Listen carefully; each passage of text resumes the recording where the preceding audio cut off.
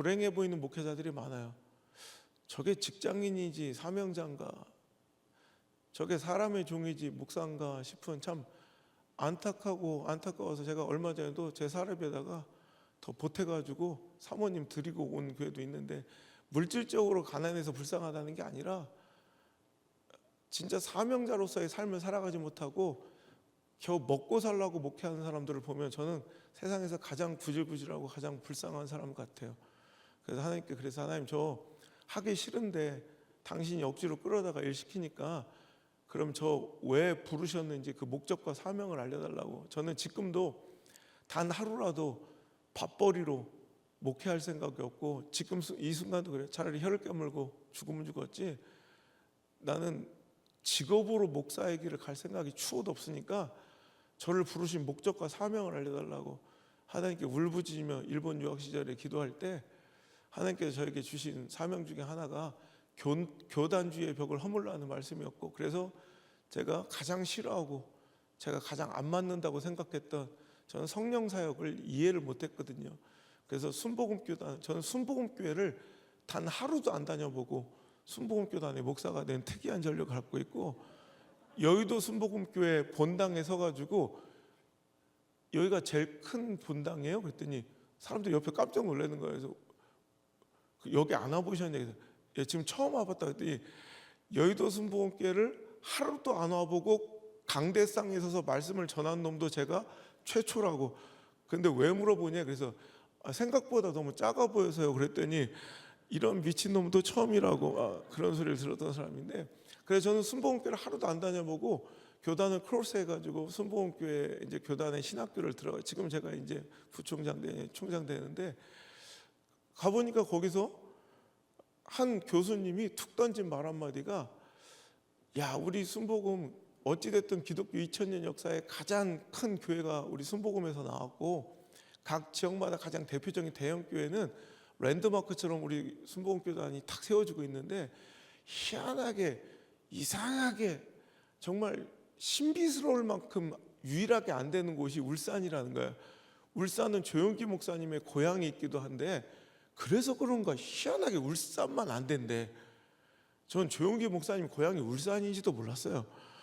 그래서 그 얘기를, 울산은 순복음의 무덤이야, 누가 가도 안 돼, 이 말을 교수님이 딱 하시는 그 얘기 듣고 그 길로 모든 거 싹 다 정리해서, 제가 지금부터 22년 전에 내 나이 윤석열 나이로 28살 때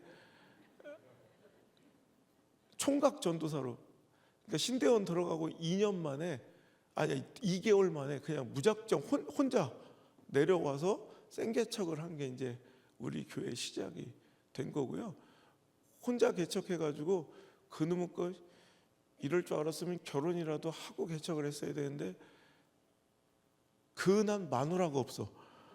개척하니까 성도 한 명이 없어가지고 그거라도 앉아있으면 걷다 대고 설교라도 할 텐데, 와, 그거 없으니까 이제 비참하대. 아무것도 없는 데다가 한 6개월을 설교를 하는데 그 누나들의 마음이 이해가 되더라고. 우리 아버지 목회할 때마다 그 시골에 비만 오면 그렇게 막 웃으면서 뭐 마을을 뛰어다니는 누나들이 한 명씩 있어요. 되게 미학적으로도 굉장히 센서티브 하신 분들이라 보면 꽃을 꼭 귀에다 꽂고, 그 멀쩡한 우산을 놔두고 왜 이렇게 비를 맞고 막 웃으면서 밤에 이렇게 뛰어다니는지 이해가 안 됐던 그 누나들의 마음이 점점 이해가 되는 나를 발견해요. 나도 점점 미쳐가는 거야. 아무도 없는 빈 공간에서 설교하는 그 비참함. 그런 자가 이제 여기에 이렇게 서서 하나님의 말씀을 증거할 때, 제가 개척했더니 성도가 이제 한 명 두 명씩 이제 오는데, 그 설교학 박사가 저한테 그러더라고요. 자기는 목사님 설교에 영향을 엄청 받아서 지금 두란노의 생명상 알죠? 그 생명상 플러스라고 이제 목회자들이 보는 책인데, 거기에 지금 6개월 동안 집필하고 있는 양반이 이제 그 양반인데, 거기에 보면 다 제 책을 다 거기다가 다 썼더라고. 지가 쓴 것 마냥. 그래서 내가 한번 경고를 한번 날렸는데, 근데 목사님, 자기는 목사님 설교를 엄청 영향을 받았는데 목사님의 설교의 스승은 누구냐고. 그래서 내가 자기는 설교의 스승이 누구냐면 안우성이라고 그러는데, 그래서 목사님 설교의 스승, 영향받은 설교의 스승이 누구냐고 그래서 제가 김은미라고 그랬죠. 근데 김은미가 누구냐, 모를 거라고. 어느 대학 교수님이시냐. 아니 내가 개척했을 때 우리 교회 집사였다고. 근데 그게 왜 설교의 스승이냐. 그래서 내가 왔을 때 총각 전도사로 개척을 했더니 성도가 두세 명 이렇게 왔는데 한 가족이 온 거예요. 뭐 누구 조카 뭐 해가지고 세 자매가 지 가족들 데리고 전체가 하여튼 깐나내기까지 한 13명이요. 그 성도 20명도 안 되는 교회에 그 한 집안이 교회를 이제 좌지우지 하는 거야. 와가지고. 그런데 그 집사가 항상 설교 시간에 자세가 이래. 딱 이렇게 하고 꼭 껌을 씹어. 이렇게. 걔가 김은미요. 그래서 내가 참다 못해. 그 집사님, 그 예배 시간에 말씀을 들을 때는 좀 겸손한 모습으로 청종하셔야지. 뭔 자세가 그렇습니까? 그랬더니 내 다 안다. 뭔 말 할지.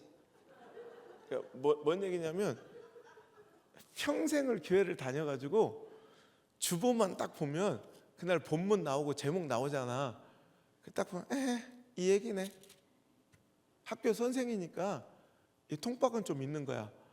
그러니까 딱 주보에 본문 말씀하고 제목만 딱 보면 내가 무슨 말 할지 다 안다.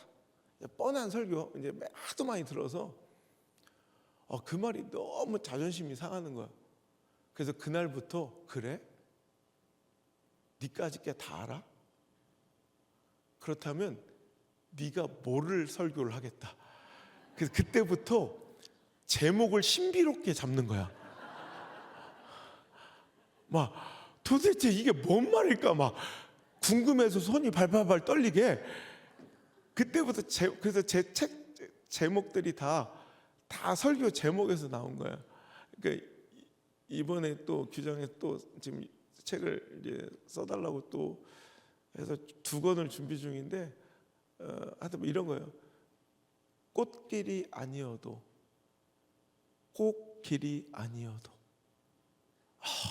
겁나. 나만 멋있는 거야? 하나님 원하시는 길이라면 꽃길이 아니어도, 꽃길이 아니어도. 인제 알아들은 거예요. 아이고 저러면서 누굴 가르쳐? 하여튼 그런 거예요. 하여튼 그래서 그때부터 마음이 없으면 핑계만 보이고 마음이 있으면 길이 보인다. 뭐 이런 식으로 막 이렇게 말씀 제목에 엄청 에너지를 쏟기 시작했어요. 그래서 그게 굉장히 유명해져서 제 설교의 이제 근간이 된 건데, 오늘 이 얘기하는데 시간을 너무 썼다. 오늘 말씀의 제목의 주제가 다 담겨 있어요. 자, 고개 들고 여러분들이 누굴 가르칠 자격이 있는가 한번. 오늘 말씀의 제목 뭐라고요? 하나님께 붙들리면 무엇을 붙잡아도 승리한다. 아멘입니까? 세상의 가치관과 교육관은 뭐냐면 너 뭐 손에 뭐 들려있는데 네가 자랑할 만한 스펙이 뭐야? 세상 사람들은 내 손에 들려있는 스펙과 무기에 관심이 있어요.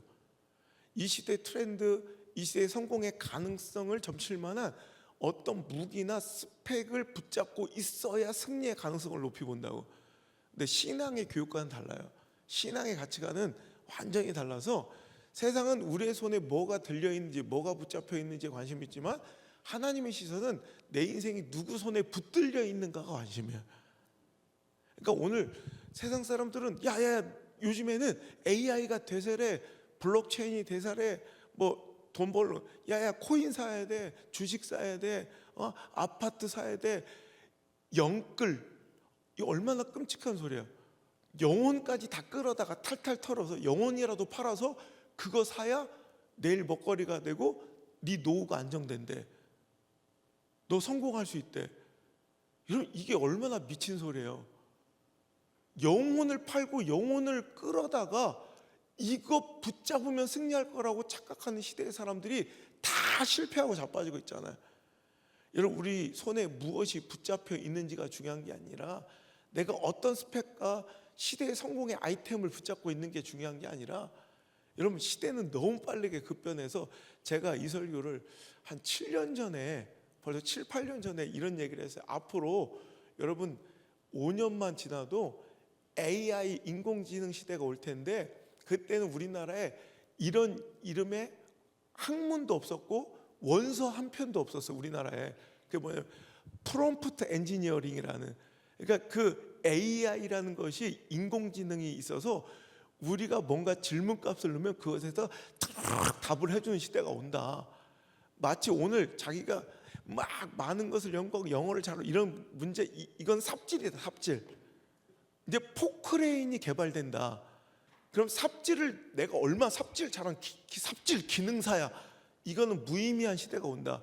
포크레인 조정하는 법을 가르쳐 줘야 되는 시대가 온다. 이해가 되시죠? 그러니까 그런데 삽질을 자랑하는 게 무슨 의미가 있냐. 내가 이런 설교를 하면서 프롬프트 엔지니어링을 얘기할 때 인제에서 뜨는 거야. 이 챗 GPT 아시죠? 제미나이 아시죠?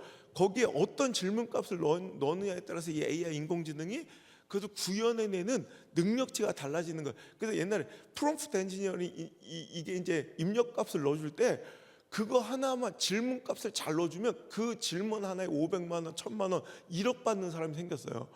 그러니까 이걸 제가 7년 전부터 얘기를 했다고. 그러니까 이제는 더 빨리 변해, 더 빨리. 우리가 이제 마주대야 할 세상은요, 여러분이 마주대야 할 세상은 여러분의 5년의 변화가, 이제 앞으로 우리가 맞이할 5년 동안의 변화가 우리 인류가 지금 2000년 동안 맞이했던 모든 변화의 폭보다 앞으로 여러분이 5년 안에 마주할 세상의 변화가 더 커요. 그러니까 2000년 역사의 변혁보다 여러분이 5년, 10년 안에 마주해야 할 변화가 더 크면 이 변화의 폭이 급변한다고, 급변. 그 급변한 시대. 여러분, 아이고, 나만 보지 말고 한번 옆에 서로 한번 쳐다봐요. 서로 얼굴을 한 4명만 봐봐. 그거 따라가게 생겼나? 그죠? 크게 소망 있게 생겼어요? 아니, 한숨만 나오죠. 지들끼리 위로하겠지, 뭐 괜찮다고. 그런데 여러분, 내가 볼 때 못 따라가. 여러분, 이거예요. 급변한 시대에 살아남는 방법은 내가 급변하는 시대보다 더 빠르게, 더 기민하게 변하는 게 아니라 그거 못 쫓아가. 그 급변하는 시대 가운데 변하지 않는 것이 있어. 그거 붙잡는 게 능력이에요. 이렇게 빨리 막 변하는 시대 가운데도 절대 불변하고 변하지 않는 가치들이 있어요. 우리 그거 붙잡는 게, 그게 승리라고요. 하나님이 그렇습니다. 하나님 말씀이 그렇습니다. 여러분, 이 급변한 시대 가운데 막 성공의 아이템이 계속 대두되고 있지만, 시대마다 트렌드가 바뀌지만 내 인생에 하나님께만 붙들려 있으면 내가 뭘 가지고 있던, 내가 가지고 있는 스펙이 아무리 초라한들 하나님께서 내가 가지고 있는, 우리 교회가 갖고 있는, 여러분이 갖고 있는 그 재능, 열정, 여러분 그 시간, 여러분의 학위, 여러분의 스펙, 여러분의 아름다운 외모는 아직은 안 주셨지만 혹시라도 나중에 성형외과 원장님을 통해서 주신다면 그 모든 것들이 다 하나님 그것 가지고도 충분히 역사하실 수 있다는 거, 이게 핵심 주제예요. 여러분, 우리가 흔히 기도하죠. 하나님, 우리 교회 붙들어 주세요. 하나님, 우리 주일학교 붙들어 주세요. 하나님, 우리 가정 좀 붙들어 주세요. 하나님, 내 자녀 붙들어 주세요. 이렇게 기도하지만 여러분 진짜 그걸 원하는 거예요?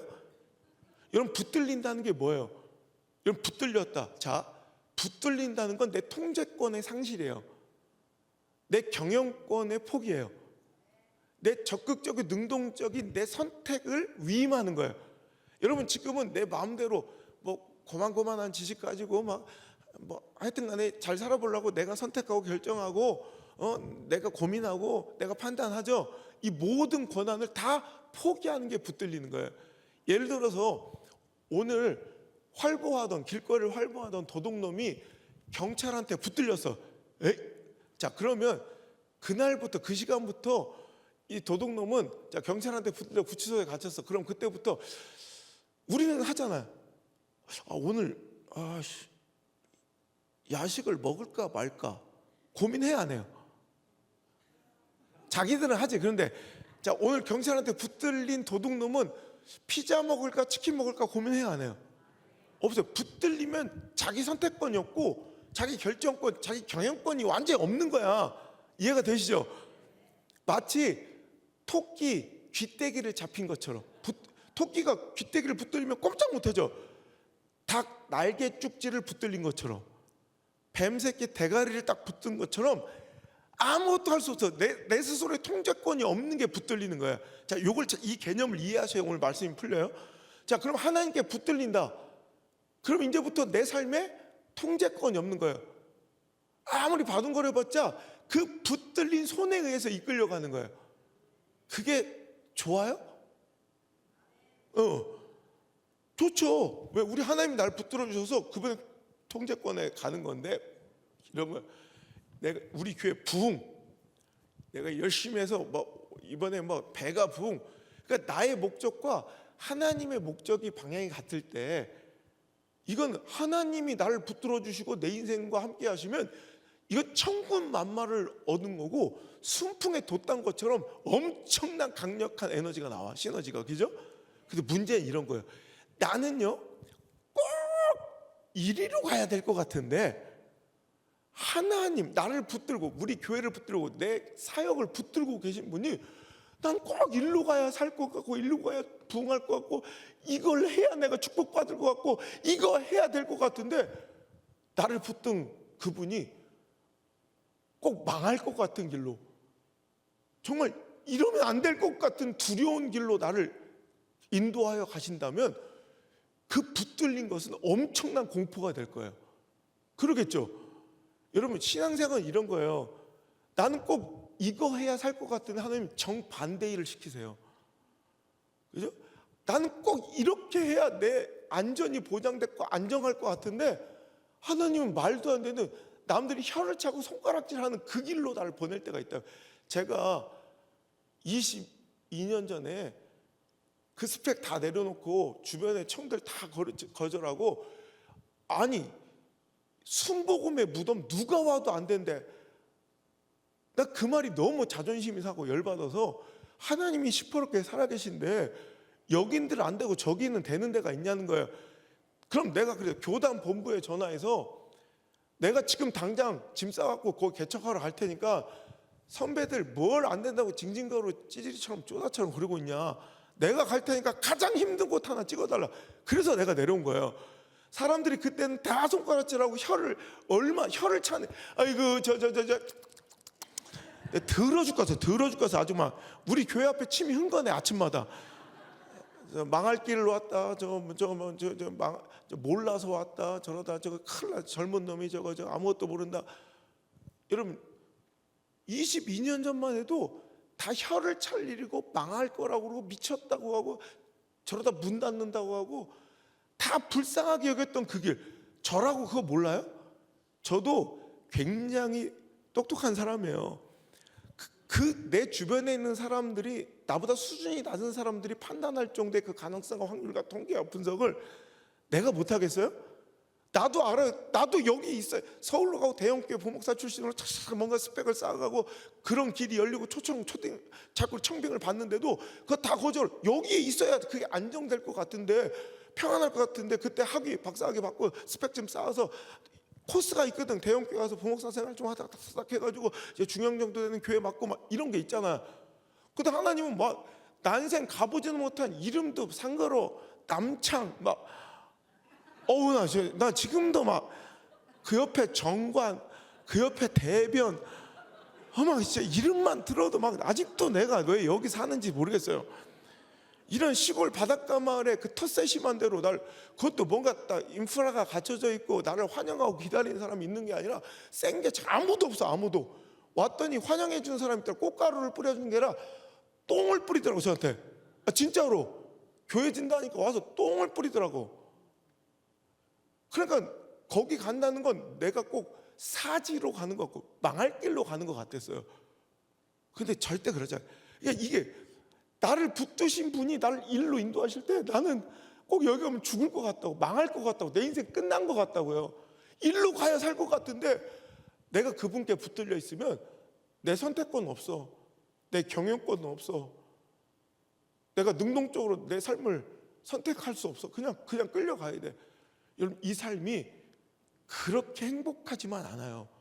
두렵고 떨리는 모험이에요. 하지만 그래도 여러분, 하나님께 붙들리길 원하십니까? 여러분 교회와 가정과 여러분 자녀들이 그렇다면 기대하세요. 내 수준이 아니야.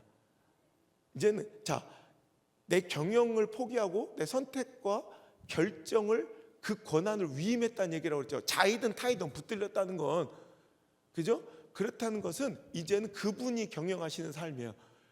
그러니까 내 수준으로 볼 때는 이사야서 55장 8절 9절의 말씀처럼 하늘이 땅보다도 천지 차이의 수준 높으심이 나를 경영하니까 이해를 못할 거예요. 두렵고 떨리고 막 이해가 안 될 거죠. 그런데도 불구하고 그분을 끝까지 믿고 그분께 붙들려 있으면 이젠 내가 상상할 수 있는 예측 가능한 범위를 뛰어넘은 삶이 시작돼요. 왜? 그분이 경영하시니까. 내가 경영하면, 내가 열심히 하면 충분히 예측 가능한 범위의 아웃풋이 결과값이 나오죠. 그죠? 왜? 내 예상과 내 경험으로 내 경영을 하면 내 충분히 예측 가능한 선에서 뭔가 이루어져요. 그게 안전해 보이지. 그런데 이제는 하나님 역사하시면, 하나님이 내 삶을 붙드시면 이제부터는 내 자식 새끼 어디까지 갈지 몰라. 우리 교회 어디까지 갈지 몰라. 우리 가정, 내 인생 어디까지 갈지 몰라. 여러분, 이걸 기대하시라는 얘기예요. 여러분, 이스라엘 백성들이 40일 동안 광야 생활을 하면서 또 430년 동안 노예 생활을 하면서 그들에게는 자기 선택과 주도권이 없어. 노예는 뭐 선택권이 없는 거, 자기 경영권이 없는 거 충분히 이해가시죠? 40년 동안도 마찬가지예요. 광야 시절에 야, 오늘 컨디션 괜찮으니까 힘내서 한번 2km만 더 나아갑시다, 막 이래요. 야, 오늘은 보니까 좀 몸들이 좀 힘드신가, 컨디션 안 좋은 것 같은데 여기서 한 2박 3일 쉽시다, 막 이래요. 손가락 하나 까딱할 힘이 없어. 오늘은 아무것도 하기 싫어. 그래도 구름 기둥이 서서히 움직여. 그러면 진짜 손가락 한마디 움직일 힘이 없어도 불기둥 가잖아. 울면서라도 짐 싸야 돼요. 오늘은 막 컨디션이 만빵이야. 막 10리라도 더 걷었어. 근데 불기둥 딱 멈춰서서 2달이건 3달이건 그냥 가만히 있잖아. 우리는 몸이 막 삭신이 쑤셔도 3달 4달을 꼼짝없이 있어야 돼요.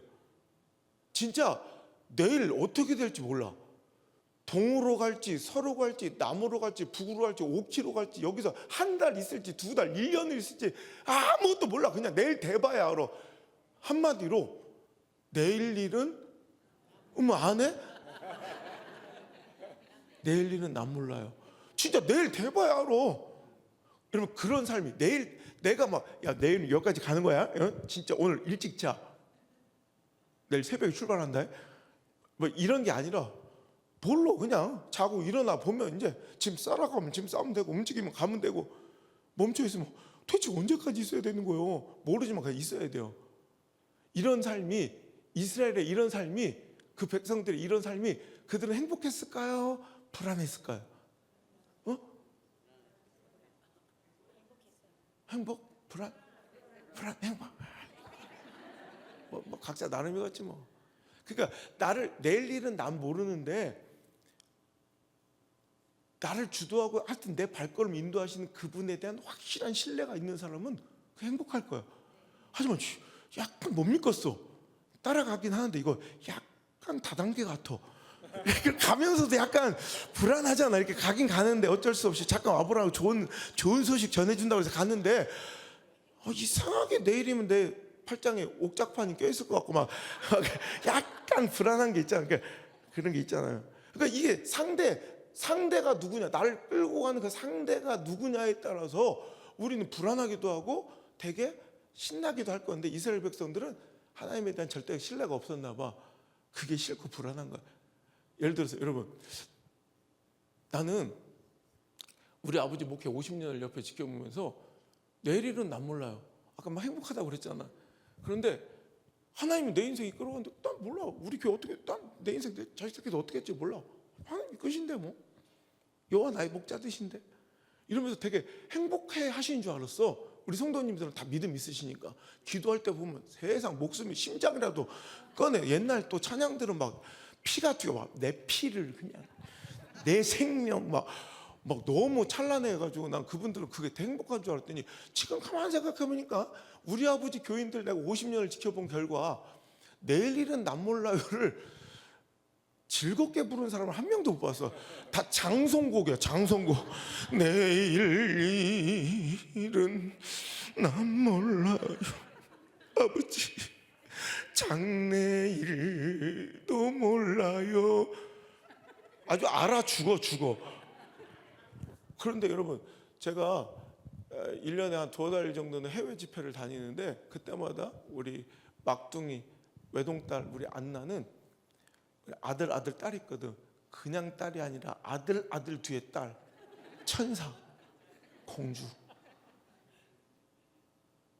난 아직도 우리 딸 꼭 등짝에 날개가 있을 것 같은. 우리 안나를 지금 이제 미국에서 공부하고 있지만 내가 한 10여 년 아기 때부터 내가 꼭 해외를 데리고 1년에 그러니까 걔는 몇 차례 비행기를 타고 전 대륙을 돌아다니고 미국 1년에 한 2번씩 가. 그런데 그 아기 때부터 안나는 나를 따라서 항상 이렇게 해외를 다니면서 아빠 이번에는 어디 가는 거야? 무슨 대륙이야? 남반부야 북반부야? 기온은 어때? 지금 계절은 어때? 화폐는 뭐를 써? 언어는? 환전 충분히 했어? 이런 걸 걱정하는 꼬라지를 본 적이 없어. 어딜 가든 그냥 아기 때부터 빨간 수트케이스 진짜 동화에서 나오는 거 있잖아. 이렇게 내가 그 옛날에 사진 그걸 이렇게 딱 이렇게 앤틱한 그거 하나 딱 거기 항상 여러분 인형 하나 빤스 메리아스 한 장 딱 이렇게 딱. 소품이지 실은 거기 뭐 아무것도 안 챙겨 다니게 이쁘게 그거 되게 끌고 다니는 걸 되게 좋아해. 한 번은 오살리 연합 집회를 하니까 막 만몇 천 명 모여서 막 훅 한여름에 막 셔츠가 젖은 게 아니라 끝나고 나니까 이 수트에서 땀이 뚝뚝 떨어질 정도로 이게 한여름에. 그리고서 바로 그 집회를 끝나자마자 근데 우리 가족들이 같이 다 인천공항으로 여의도에서 바로 인천공항으로 가서 거기서 바로 아침 비행기를 타고 이제 바로 호주 이제 멜버른으로 간 거야. 거기서 또 성회가 있어서. 그러니까 오늘은 폭염에서 막 땀이 수트까지 적셨는데 바로 비행기 타고 딱 내리니까 멜버른은 한겨울이야. 호주니까. 지금 이해 못하는 것 같은데 호주 남반구니까 계절이 반대라 영하야 영하. 내가 분명히 호주 간다고 얘기했는데도 우리 안나는 빤스 메리아스 딱 한 장. 그 데려다가 바로 목사님 픽업 나오신 목사님들한테 미안하다고 저기 마트나 어디 백화점 잠깐만 들려 가서 거기서 딱 팔만 이렇게 뻗고 있으면 딱 입혀주면 걔는 아무것도 필요 없고 환전을 뭐 걱정하는 게 아니라 언어를 걱정하는 것도 없고 기후를 걱정하지도 않고 뭐 그 나라의 치안 상태를 고려한 적도 없어. 걔는 딱 하나만 주목해. 딱 하나만 붙들고 있으면 뭐야? 아빠만 쫓아다니면 가장 좋은 호텔에 가장 멋진 식당에 가장 아름다운 여행을 다 시켜주고 만족시켜준 걸 확실하게 신뢰하니까 걔는 그냥 한번 이런 일이 있어요. 지가 어느 데 간지도 내가 같이 이렇게 가서 우리 부산에서 우리 부산 사람들 더 힘들잖아. 인천은 그냥 바로 인천에 타면 되는데 부산으로 와서 새벽부터 와가지고 부산에서 그 인천으로 가는 이제 대한항공 끄는 사람만 탈 수 있는 그 인천공항 가는 국내선 있잖아. 그거 타고 인천 가서 인천에서 지금 이제 뉴욕을 가려고 인천에 갈아타가지고 이미 6시간을 태평양을 항공을 날고 있는 거야. 지금 태평양 상공 6시간을 지금 비행기를 타고 있어. 6시간을. 근데 가서 자다가 문득 뭐가 생각나는데 나한테 그래. 6시간 바다 위를 날고 있다. 우리 안나가 아빠 근데 우리 지금 어디 가는 거야? 이런 생각해봐. 여러분이 못 믿는 사람이 날 6시간째 어디로 가는지도 모르고 6시간째 지금 끌고 가고 있어. 얼마나 공포스럽고 불안하겠어. 안나는 그런 거 어디 가는지도 몰라도 10시간을 같이 비행기를 타고 있어. 이게 믿음이야. 그래 우리 안나한테는 아빠랑 가는 그 길은 내일 일은 난 몰라요가 장송곡이 아니라 우리 안나는 아빠랑 가는 길은 내일 일은 난 몰라요. 막 완전히 너무 행복한 걸음이다 이거야. 이해가 되시죠?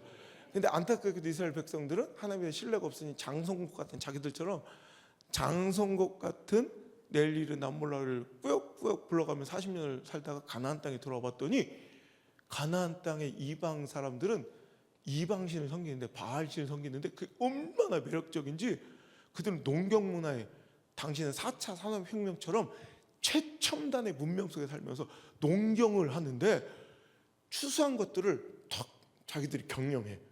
일부는 창고에 비축하고 일부는 팔아 돈을 챙기고 일부는 자기 먹을 걸 그러면서 내년 후년까지 대비하는 그 모습이 너무 안전하게 보여. 자기들 한 번도 경험 못했던 나도 내 삶을 경영하고 싶다.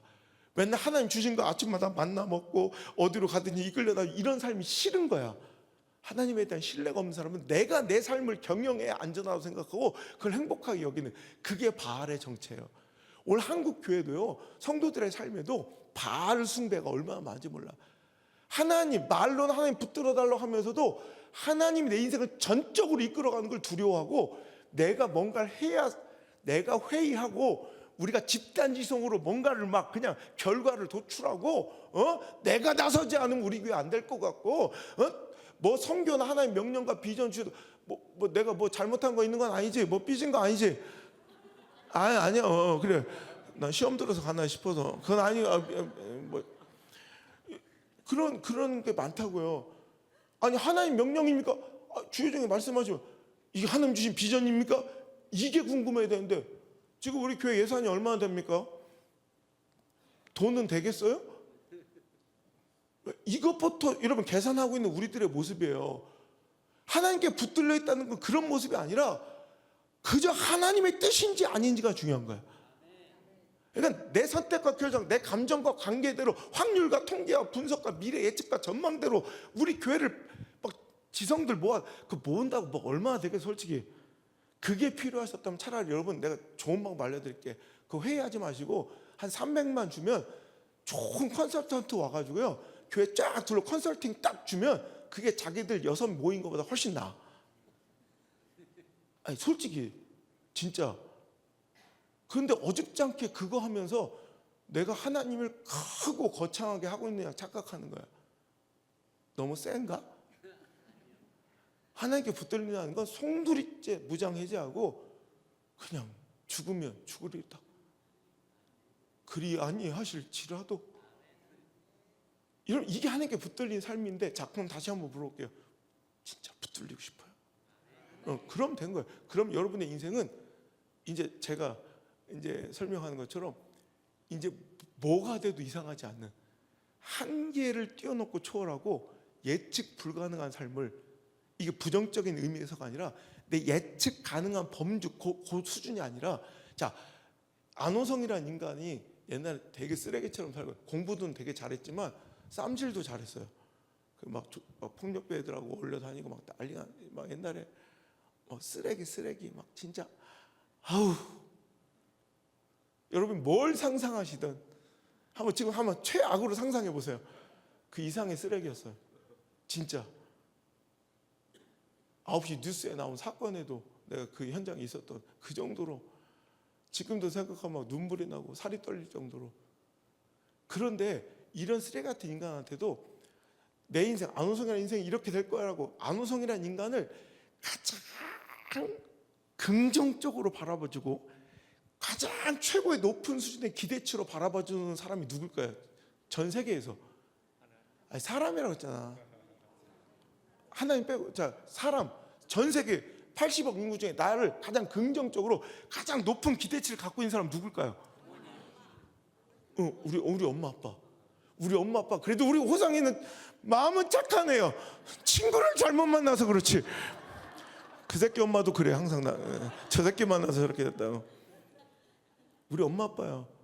근데 우리 엄마 아빠가 지구상에 있는 모든 인간들 중에 가장 안성을 높게 기준을 예상해 줬다고, 가장 높은 수준으로, 긍정적으로.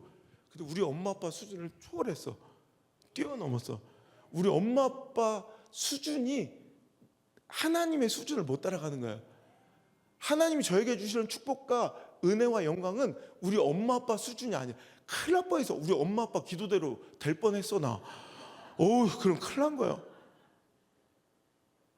여러분, 오늘 이제 이걸 기대하는 거예요. 여러분 자녀가, 여러분의 인생과 미래가 하나님께 붙들려. 지금은 쫄릴 거예요. 무섭고 두려울 건데, 그래도 오늘 제가 지금 준비한 레퍼토리가 완전히 지금 다르게 가고 있는데, 뭔가 여기서 지금 그 얘기를 들어야 될 사람도 있는 것 같아. 하나님께 붙들리면 이제부터는 예측 불가능해요. 어떤 일이 벌어질지. 근데 그 길이 불안하지가 않아. 우리 안나처럼 막 이런 삶을 살아가는 교회들 되시길 바랍니다. 끝. 이러면 좋겠습니다만, 내가 제일 싫어하는 설교가 원론적인 설교예요. 서로 사랑합시다.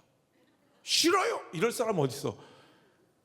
마귀도 그거에는 아멘 해줘. 여러분, 진짜 난 내 삶에 적용되지 않는 설교는 쓰레기야. 버려진 거니까 그냥 쓰레기통에. 여러분, 삶에 적용점이 있어야 되잖아요. 그러면 여러분, 하나님께 그럼 붙들리고 싶잖아요. 이제 자, 그거엔 다 공감하셨죠? 그럼 하나님께 어떻게 붙들려야 돼? 머리채를 붙들어줘? 목사님이 한 번씩 붙들어줘야 돼? 하나님께 붙들린다는 건 무엇일까? 자, 첫 번째. 자, 다시 한번. 붙들린다는 의미가 뭐라 했어요? 내 통제권을 상실하고, 그렇지. 내 경영과 선택, 적극적인 결정권을 다 위임한 거예요. 그러니까 내 생각대로 안 하고, 뭐 내 감정대로 안 하고, 뭐 내 모든 걸 포기하고 그냥 끌려가는 삶이에요. 이러면 신앙생활 중에 이럴 때 있죠.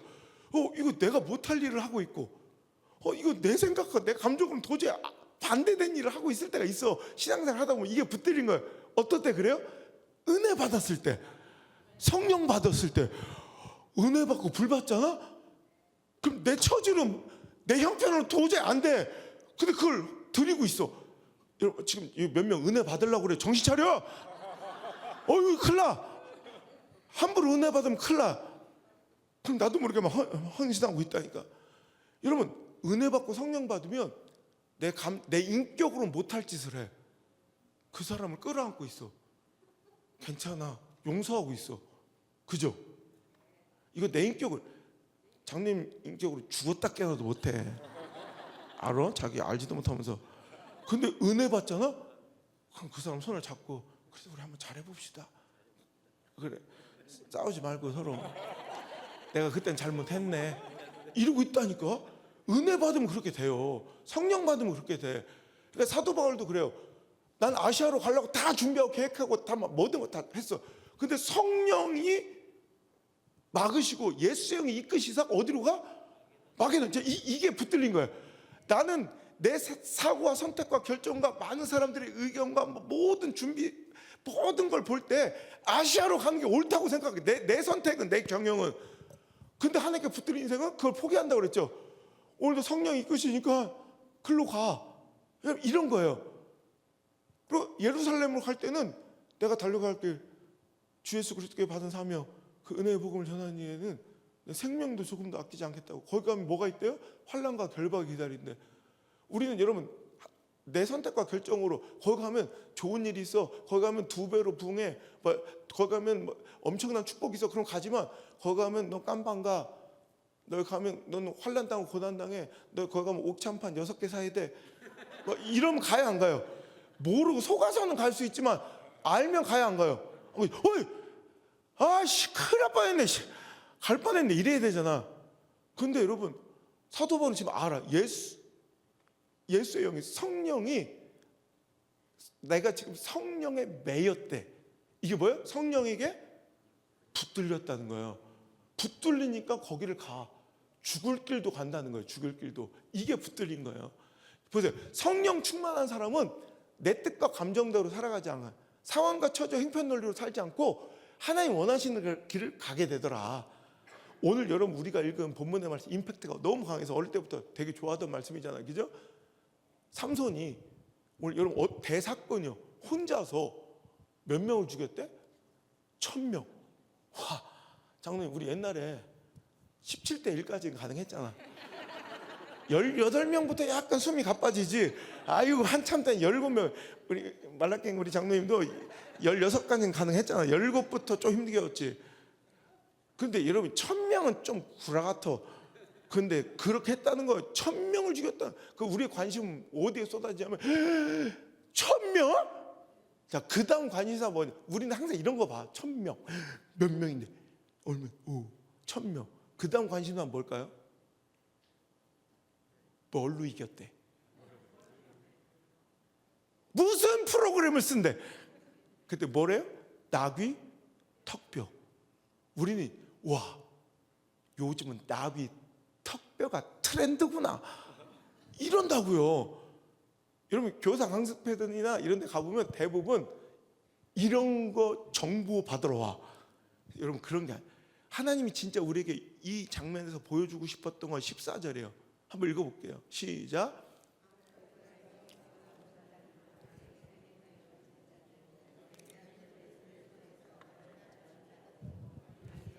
뭐 지금 잘못 프린트를 잘못했구만. 아이고, 성경을 변개했구만. 자, 뭐라고? 자, 그럼 성경을 봐. 잘못 쓴 사람도 잘못이지만 성경을 안 갖고 온 자기도 그렇게 크게 잘한 것도 없어. 성경도 안 갖고 오고 그 자기도 크게 이렇게 화낼 것도 없어. 자, 성경 보면 되지. 성경을 안 갖고 온 지가 문제지. 자, 14절 시작. 띄워주라고? 어? 자, 좀 띄워달래. 이분 지금 엄청 화났어. 자, 시작.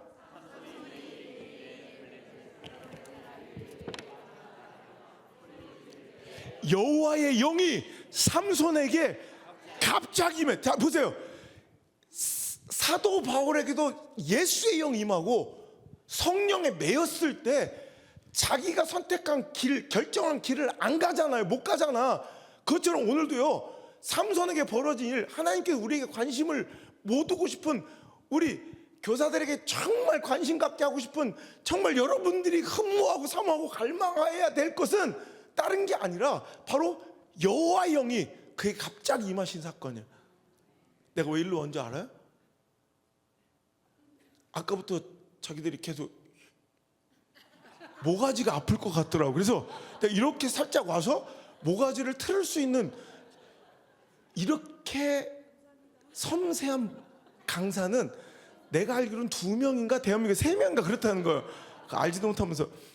그쪽도 내가 갈 거야. 조금만 기다려요. 자, 여호와 영이 어떻게? 갑자기 임했어. 그러니까 이제 하나님의 영이 나를 완전히 붙든 거야. 그러면 그때부터는 내 삶이 아니야. 내 주도권이 아니라, 자, 그랬더니 하나님이 붙들어 주신 인생이 되었더니, 사도 바울처럼 하나님이 딱 붙들어 주셨더니 오늘 자기가 사용할 만한 무기라고 뭐밖에 없어? 나귀 턱뼈밖에 없었을 뿐이에요. 그냥 땅바닥에 개뼈가 있었으면 개뼈가 등장하는 거고, 토끼 귀때기로 싸대기를 때려도 돼.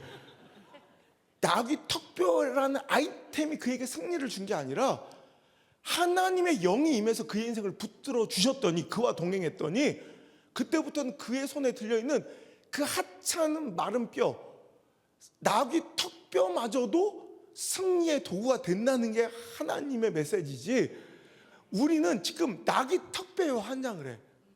만약에 여러분, 저기 신도시, 동탄 신도시의 종교부지로 들어간, 그리고 어떤 뭐 방송에서 이름을 좀 알고 얼굴을 좀 읽힌 스타 어떤 목사가 개척을 했더니 단박에 1,500명이 모였더라.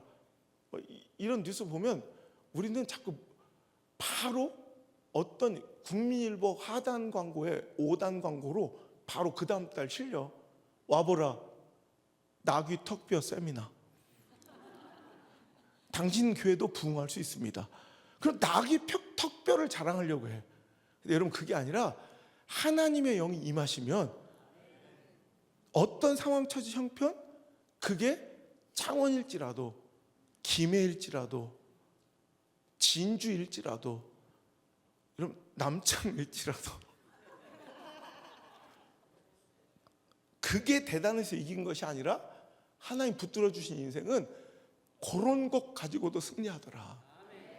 우리 하나님은 동일하신 분이에요. 그때만 전성기가 아니라 지금도 살아 역사하신 분임을 믿으시고 여기에 오셨죠. 그럼 하나님의 통치 스타일과 메커니즘은 동일해요. 그때 그러시고 그때부터는 다른 사람들 안 그런 게 아니라 동일하신 우리 하나님이 시퍼렇게 살아계시다면 시대가 바뀌고 주인공이 바뀌어서 여기까지 오실 때까지 똑같은 하나님 통치 스타일. 내가 증명해 보일게. 사무엘상 16장에 가보면 여러분 이제 시대는 사사시대가 아니라 왕조시대로 바뀌고 주인공은 삼손이 아니라 다윗으로 바뀌는데 16장 13절에 보면 다윗이라는 어린아이한테 사무엘 목사님 오셔서 갑자기 기름 뿜뼈를 가져가 기름을 부어. 갑자기 기름을 왜 부어? 뭐 트리트먼트요 뭐요? 근데 그건 당시에 누구나 이건 안 먹히나요? 뭐안 먹힐 수도 있지 뭐. 이 당시 누구나 아는 퍼포먼스예요. 기름을 부은 건 당시에 시대의 권위를 위임하시는 거예요. 왕으로 세우시겠다는 거예요. 이해가 되시죠? 하나님이 그의 인생을 캐스팅하신 거예요. 그럴 때 어떤 일이 벌어져? 사무엘상 16장 13절에 보면 다윗이 하나님의 영에 크게 감동되니라. 그죠? 다윗이 여호와의 영에게 크게 감동되었다. 자, 오늘날로 따지면 다윗이 성령 충만해졌다 이거예요. 그러니까 여러분 이게 단서야. 사무엘상 16장 13절에 다윗이 이제 하나님께 붙들리고 이제 붙들리면 내 생각, 내 처지, 내 형편껏 안 해. 하나님의 뜻대로만 살지. 하나님께 붙들렸어요. 그러니까 사무엘상 16장 그 다음 이야기가 나올 수 있는 거예요. 그래서 사무엘상 16장 다음 이야기가 뭐예요? 17장인 건 맞지. 그런데 16장 다음은 17장인데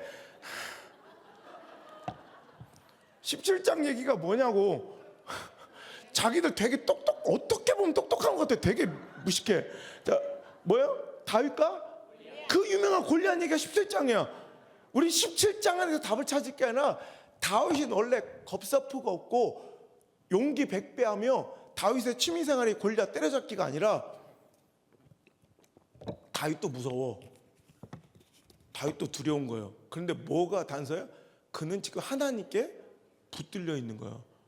성령 충만하니까 그 일을 하는 거야. 이해가 되시죠? 성령 충만하니까 내가 죽더라도 하나님을 모독해? 살아계신 하나님의 군대를 모독해? 하나님 비방해? 그럼 나는 하나님의 뜻은 뭐예요? 저놈의 입을 찢는 거야. 사자와 곰처럼 그 짐승이 하나같이 되리이다. 그러니까 내 상황 처지 때문에 나간 게 아니고 다른 사람보다 더 윤택과 환경과 더 좋은 여러분 뭐 어떤 상황이 제공돼서 나간 게 아니라 뭐가 있어요? 성령 충만, 하나님께 붙들려 있는 인생이 이런 거예요. 남들 다 미쳤다. 네가 어디가? 너는 소년이면 그는 어렸을 때 용사인데 시키 어디 간다? 소는 누가 키워? 소는 시키야. 이렇게 욕을 쳐먹어하면서도 소 얘기가 이렇게 먹힐 줄은 내가 몰라. 하여튼 아직 지방은 이런 게 좋아. 하여튼 막 이렇게 가는 거야. 이제 아시겠죠? 성령 중 하나님께 붙들려 있는 건 이런 거라니까. 죽을 길도 가는 거라니까. 이해가 되시죠? 그랬더니 자 오늘도 삼손 여호와의 영이 갑자기 임했더니 뭘 들고? 나귀 턱뼈를 들고 1000명을 죽였더니 자 이 왕조 시대 다윗에게 하나님의 영이 크게 감동되었더니 이제 뭘 들고? 그렇죠. 물맷돌을 들고 골리앗을 죽이러 나가더라. 승리하더라. 똑같죠? 하나님의 통치 스타일은 똑같아요. 그죠? 그 물맷돌이 대단한 게 아니라 물맷돌이란 아이템을 잘 선택해서 이긴 게 아니라 여러분 제가 좋아하는 작가 중에 말콤 글로델이라고 있어요. 아시죠? 이름은 뭐 모를 수 있지만 책은 전 세계인들이라면 우리 한국 사람이라 모를 수가 없어. 그 블링크라는 책 아시죠? 아웃라이어 그 옛날 그 유명했던 1만 시간의 법칙 처음 나왔던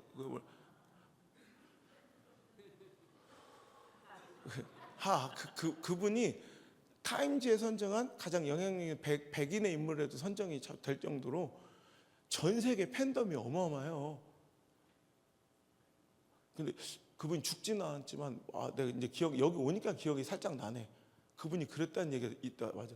CNN에서 들었다. 출판사에 피를 토하면서 부탁을 했다는 거야. 내 책이 저기 어디 막 아마존 정글 저 고비 사막 사하라까지 다 전해줄 수 있는데 제발 내 책을 저 영남 지역 사우스 코리아에 저 경남 창원 진해 그쪽만큼은 내 책을 좀 알리지 말아달라고 피를 토하면서 부탁을 했다는 내가 뉴스를 들은 것 같아. 전 세계가 다 알아도 좋으니 제발 저 경남 지역은 제가 알리지 마라. 내 책은 비밀로 해달라. 전 세계가 다 아는데 자기들만 지금 누나를 멀뚱멀뚱하면서 되게 유명한 분이에요. 하여튼 얘긴 즉슨 거예요. 이번에 타인의 해석이라고 엄청난 또 히트를 쳤던 그 책은 내가 우리나라에서 몇 번째 안 되게 샀을 거예요. 그냥 출판만 기다렸다가 땡 하자마자 내가 예약해서 샀거든요. 근데 그 정도로 내가 좋아하는 작가인데 문제는 뭐냐면 그분이 쓴 책 중에 다윗과 골리앗이라는 책이 있어요. 여러분 보세요. 내가 그렇게 좋아하는 작가인데 그가 성경의 인물을 모티브로 해서 책을 써서 얼마나 반가웠겠어. 달려가서 샀죠. 읽었죠. 쓰레기통에 버렸죠.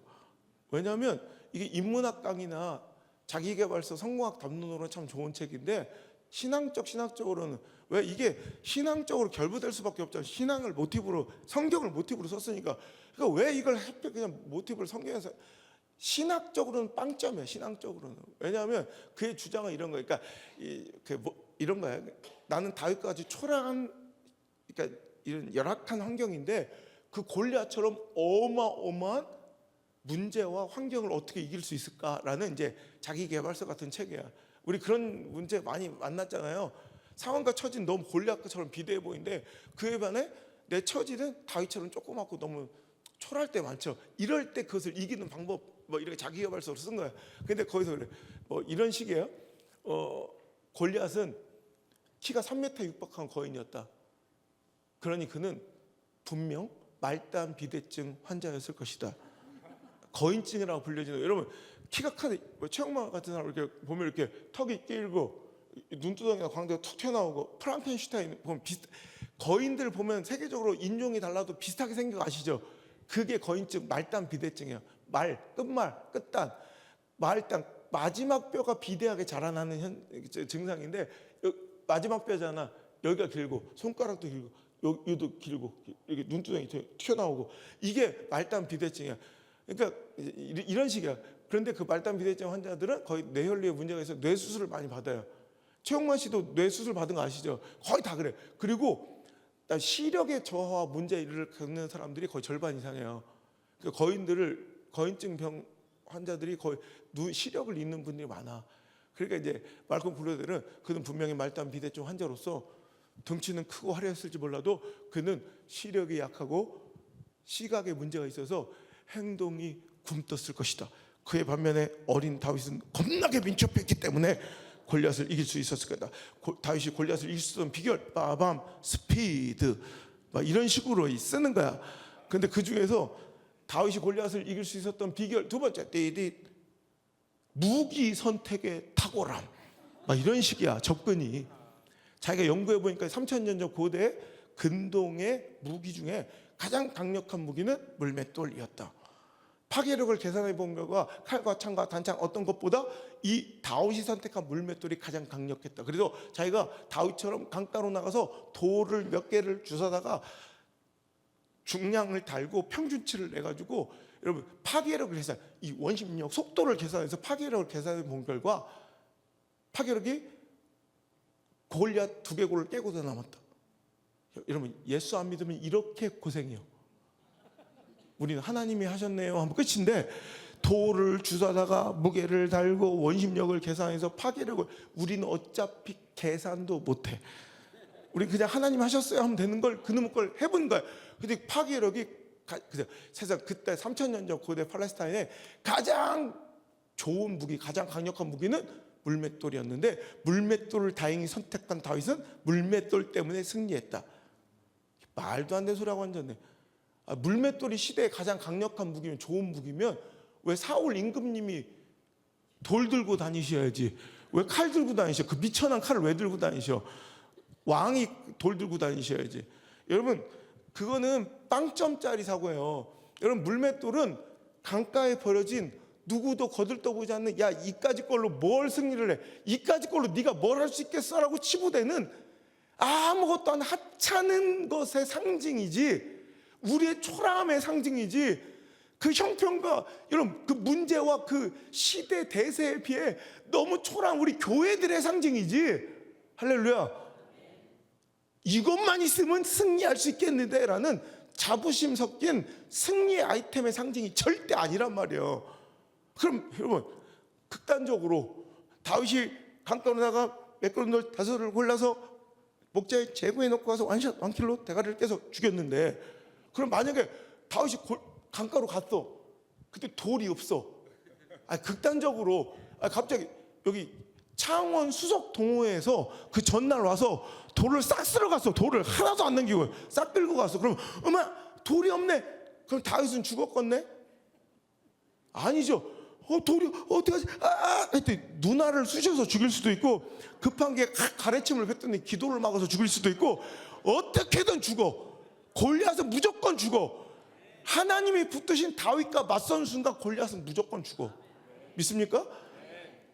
물맷돌 때문에 이긴 게 아니라, 그러니까 다윗도 마찬가지야. 야, 옛날 삼손 아저씨는 낙이 턱뼈라도 있어서 1000명을 죽였다는데 강가에 나가서 턱뼈를 찾고 있으면 돼, 안 돼?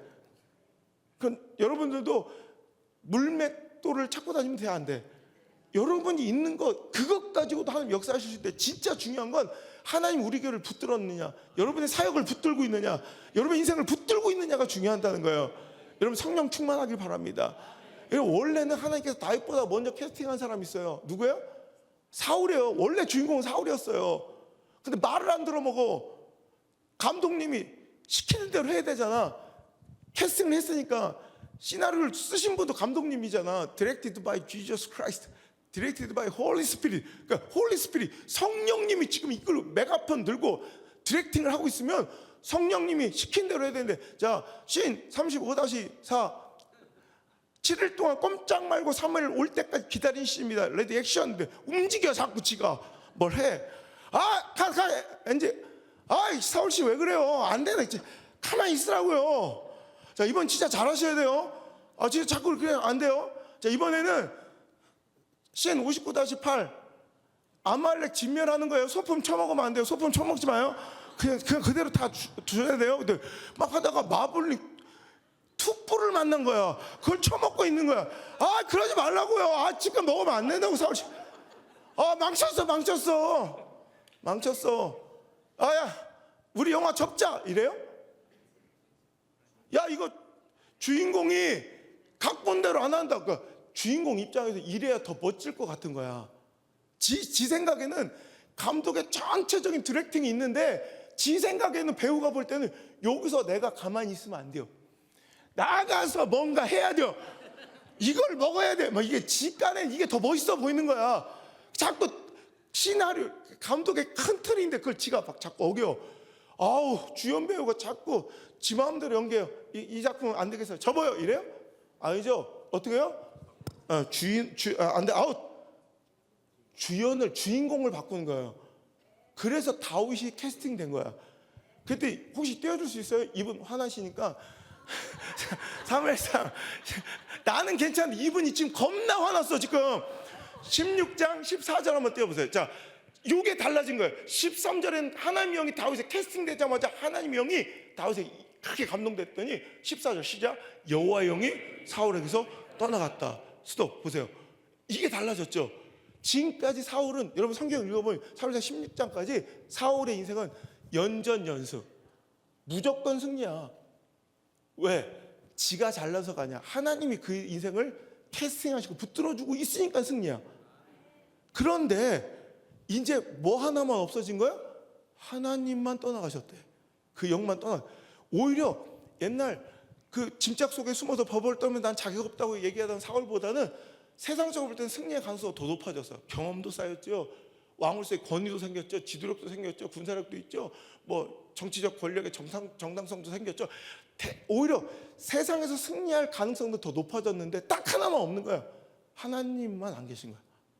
그랬더니 그 인생은 이제 연전연패, 직할에 너 스스로 자결하는 절망적인 스토리로 끝나더라.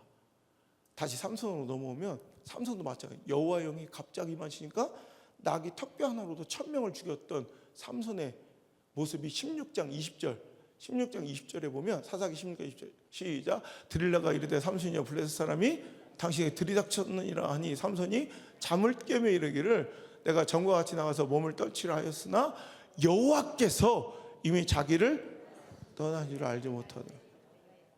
삼손에게 달라진 게 아무것도 없어. 뭐 하나? 하나님이 떠나신 거야. 그 붙들었던 손을 놓으시니까 여러분 비참하게 끌려가 눈알이 뽑히고 죽음을 맞이하게 되는 거야. 그래서 여러분 우리 교회들은 더 최첨단의 프로그램과 완벽한 시스템을 도입해야 사는 게 아니라 하나님 떠나시지 않았는지를 점검하셔야 돼요. 내가 실제로 실로 내가 전심으로 하나님을 의지하고 성령 충만하게 일하고 있는지 없는지를 지금 점검하셔야 될 때예요. 아, 저번 프로그램이 별로 안 좋았어. 더 좋은 프로그램? 야, 저번 시스템이 별로야. 더 완벽한 시스템? 그럼 더 좋은 인적 구성을 구축하면 되는 게 아니라 성령 충만한 사람이면 돼요. 성령 충만. 근데 지금 내가 볼 때는 여호와의 영이 한국교회를 떠나가신 줄 알지 못하고 여호와가 우리 교회와 내 사역의 현장을 떠나가신 줄 알지 못하며 야, 나 삼손이야. 나 몰라? 나 왕년에 이렇게 부흥했던 우리 아무아무개 교회야. 우리 옛날 나 때는 말이야 이렇게 옛날에 했던 우리 중등부야 고등부야 이러고 앉아있지는 않는지. 여러분 여호와 영이 떠나가시지 않도록 더 겸비하여 그 영을 나에게 부어달라고, 그 영을 나에게 부어달라고 애통하며 간절히. 다윗도 여러분 그 영이 떠나가실까 봐 바세바를 범함으로 하나님과 관계가 끊어지려 하자 애통하며 구하기를 하나님 나 벌하지 마옵소서 이런 게 아니라 뭐예요? 그 영을 나에게서 떠나지 마옵소서. 그 영이 떠나갈까 봐 두려운 거야. 오늘 우리가 그걸 가장 두려워. 예산이 주는 걸 두려워하는지, 교사 한두 명이 뭐 빠진 걸 두려워하는지, 아니면 여호와의 영이 진짜 나를 떠나고 내가 은혜가 없는 걸 두려워하는지. 하나님께 붙들리고 싶으면 성령 충만하고 은혜 가득 받아 일하실 수 있길 바랍니다. 일처럼 꾸역꾸역 틀에 박혀 일하지 말고 성령 충만하면 내가 가지고 있는 그것, 여러분 교회 상황 가지고도 하나님 충분히 역사하시며 일하실 줄 믿습니다. 두 번째, 하나님께 붙들린다는 것은 내 통제권, 내 생각과 경험과 가능성도 일하지 않고 내가 정말 이거 하면 망할 거 손해보고 죽을 것 같은 길을 가는 게 하나님께 붙들린다고 그랬죠. 그런 일이 또 있더라고. 말씀에 순종할 때, 말씀에 순종 꼭 때 합당하지 않고 내가 못할 일만 시키셔. 아브라함한테는 건축 헌금 내라고 안 하세요. 그건 충분히 해. 아브라함한테는 꼭 이삭을 바치라고 그래. 요나한테는 꼭 니느웨로 가라고 그래. 내가 참 하기 싫은 거, 못할 거, 이때만큼은 피하고 싶은 거. 여러분, 그러니까 여러분 불순종은 뭐예요? 내 경영이에요. 순종은 뭐예요? 하나님의 경영이 시작. 하나님 붙들린 거예요. 자, 여호수아 1장 보면 여호수아가 모세의 들을려 가나안을 정복하러 들어갔는데 두렵고 떨리는 거야. 못 가고 있는 거예요. 가면 죽을 것 같은 거예요. 불안한 거예요. 그럴 때 하나님께서 강하고 담대하라, 강하고 담대하라, 두려워하지 말고 떨지 마라. 계속 그 말씀하시다가 여호수아 1장 9절에 이렇게 말씀해요. 시작. 내가 내게 명령한 것이 아니냐.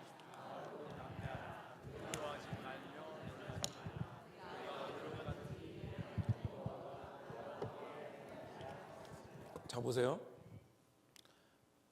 우리 신앙과 믿음을 착각하지 말게. 믿음이 뭐예요? 할 수 있다, 하면 된다, 해보자, 이게 믿음이에요? 물론 믿음의 한 단면일 수는 있어요.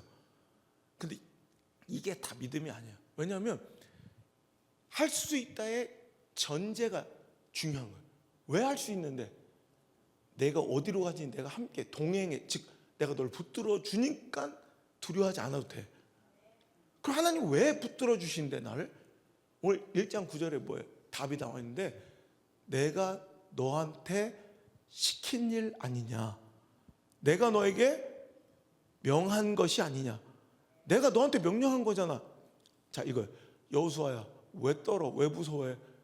너 지금 가나안 왜 가는 거야? 네 목회의 야망이야? 아니요. 네 인간적 욕심이야? 아니요. 원래 그런 거는 너 가기 싫은 거거든요. 저 안 가고 싶거든요. 그렇지. 여기 왜 가려고 그래? 내가 시킨 일이잖아. 하나님 시킨 일을 하러 가는 거. 즉 나는 감정적으로, 상황적으로, 형편적으로, 관계적으로 다 싫은데 하나님이 원하셔서 가는 길, 이게 하나님께 뭐예요? 붙들린 거라고 그랬잖아요. 그죠? 맞죠? 내 통제권을 잃어버렸잖아. 그러면 이제부터 하나님께 붙들려 있으면 누가 책임지신다? 하나님이 경영하고 하나님 책임지시는 거예요. 그러니까 두려워하지 않아도 놀라지 않아도 되는 건데, 거꾸로 말하면 상황과 처지, 형편 때문에 하나님의 뜻인 줄 알면서도 언제 하긴 해야 되는데 이번 달은 안 되겠고 내년쯤 막 이러면서 안 하고 있어. 그럼 그때는 믿음의 모습은 어떻게 나타나야 되냐면 두려워 떨어야 돼요. 그러니까 우리는 두려워하지 않는, 할 수 있어, 하면 돼, 막 이건 범신론적 우주가 아니야. 난 무조건 잘 될 거야, 잘 될 거야, 우리 집안 잘 된다, 잘 된다, 나갈 때 이거 한 번씩 외치고 가야지, 잘 될 거예요, 오늘 하루도 잘 될 거예요. 이건 범신론적 우주가 아니야. 시크릿 같은 책들, 온 우주를 내 중심으로, 우리 가정으로 중심, 아들아 너는 잘 될 거야, 넌 잘 될, 람보르기니를 탈 거야, 이런 것들이 있어. 이거 믿음이야? 뭐 이렇게 질질 흘려 자꾸. 이거 믿음이야? 아니야. 이거 믿음 아니에요. 근거가 확실해야 돼. 그런 사람 있어요. 그게 믿음이라면 난 믿음 좋은 분 알아. 우리 교회 옆집 할머니가 있는데 나랑 만난 22년째 얼마나 믿음이 가는지, 남녀호랭교 남녀호랭교를 하루에 10,000번씩 외쳐대면서 할 수 있다고. 근데 아직도 그 모양 그 꼴로 살아. 믿음은 그게 아니라 하나님이 내 인생 붙들어 주시니, 즉 내가 하나님 뜻대로, 말씀대로 살아갈 것이니, 하나님 나를 붙들어 줄 것이니 나는 강하고 담대해야 돼. 그러니까 오늘 하나님 말씀대로 살아가는 순종한 여호수아는 뭐를 붙잡고 승리해요? 칼을 들고 승리하잖아. 여러분, 꼭 칼을 안 드는 게 믿음이 아니에요. 삼손도 칼 있으면 칼 들었대. 없어서 뼈 잡았대. 다윗도 칼 익숙하면 칼 잡았다는 거예요. 안 돼서 돌 들은 거예요. 근데 칼을 주셨는데 저 믿음 있는 사람이에요. 그렇게 일을 안 해요. 그 무작정 무인도로만 가는 게 그게 신앙과 믿음이 아니라, 칼 주셨으면 칼 잡는 거예요. 핵심 뭐냐면 네가 손에 뭘 잡았냐가 문제가 아니라 하나님 뜻대로, 즉 하나님 경영하시고 하나님 붙들고 있느냐 없느냐, 이게 중요한 거예요. 자, 보세요. 하나님께 붙들리니 삼손은 나귀 턱뼈를 붙잡아서 승리하고, 다윗은 하나님께 붙들리니 돌멩이를 붙잡아서 승리하고, 여호수아는 하나님의 뜻대로 붙들려 순종하니 칼을 붙잡고도 승리하더라. 이해가 되시죠? 이렇게 하면 되는 거예요. 그럼 여러분, 말씀의 순종이 하나님께 붙들린 인생이라면, 어떤 말씀은 오늘 단박에 끝나는 말씀의 순종도 있어요. 오늘 지금 막 순종하면 이번 주에 막 하면 딱 되는 게 있어. 또 어떤 순종은 시간이 좀 겁나 걸려. 한 10년 걸려야 순종할 수 있는 게 있고, 어떤 30년쯤 걸려야 순종하는 순종도 있죠. 어떤 내 평생에 그거 하나를 해야 순종이 끝나는 순종도 있죠. 여러분, 이 순종의 장기적 버전을 우리는 사명이라고 하죠. 그럼 말씀의 순종도 하나님께서 함께 해주실 거고 붙들어 주셔서 승리를 주실진데, 사명은 말할 나위, 뭐 더할 나위 없죠. 그죠? 순종, 사명 생각하면 가장 먼저 생각나는 게 우리 모세죠. 모세 80살의 노구에 아무 희망도 없어지면 노인네가 불붙은 떨기나무 아래 섰어요. 근데 하나님께 그에게 엄청난 사명을 주셔. 말도 같잖아. 상황적으로 형편을 내 꼬라지를 봐도 말도 안 돼. 여러분, 대충 이번에 한 10리쯤 걸어가서 전도 한 명 해와라 이런 게 아니라, 이제부터 430년 동안 500년 가까이 종노릇하고 있는데 백성들의 울음소리를 내가 들었으므로 너를 보내 그들을 출애굽, 내가 애굽에서 탈출시켜 가나안 땅으로 들여보낸 거대한 프로젝트에 너를 선봉에 세우겠다. 말도 안, 그러니까 어디에요? 제가 무엇이 간데, 내가 무엇이 간데 그런 일을 할 수 있겠냐? 말이 안 됩니다. 그러면서 출애굽기 4장에 보면 아시겠죠? 저는 입이 뻣뻣하고 혀가 둔한 자이오니, 우리가 잘하는 짓거리 있잖아. 목사님, 안 돼. 내가 안 돼. 김장로 시키소. 저 박권사 그거 잘해. 박권사 그거 말도 잘하고 막 저기 범죄인 출신이에요. 막 박권사 시키소 막 이러잖아. 그죠? 우리 잘한 짓거리. 그랬더니 그러면서 보낼 만한 자를 보내래.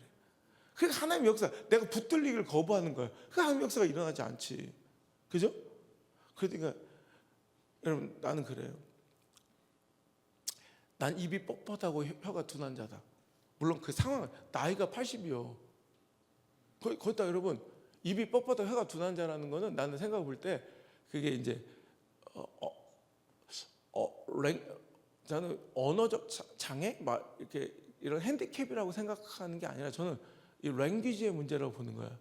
왜냐면 제가 여러분 미국 가면 랭캐스터라는 지역이 있어요. 거기 가면 그 아미시라고 지금도 종교적 신념을 지키며 보험도 안 들고 전기도 안 쓰고 마차 타고 다니면서 그냥 막 이렇게 수건 둘러쓰고 막 이렇게 치마 입고 막 이렇게 말 타고 다니면서 신앙만 고수하는 그런 사람들이 있단 말이야. 그 사람이 먹거리가 없으니까 이거 한 10배쯤 되는 거대한 이 공연장을 지어서 전 세계인들을 불러 모아서 뮤지컬을 해요. 전 세계에서 연극을 하는데 어마어마해요.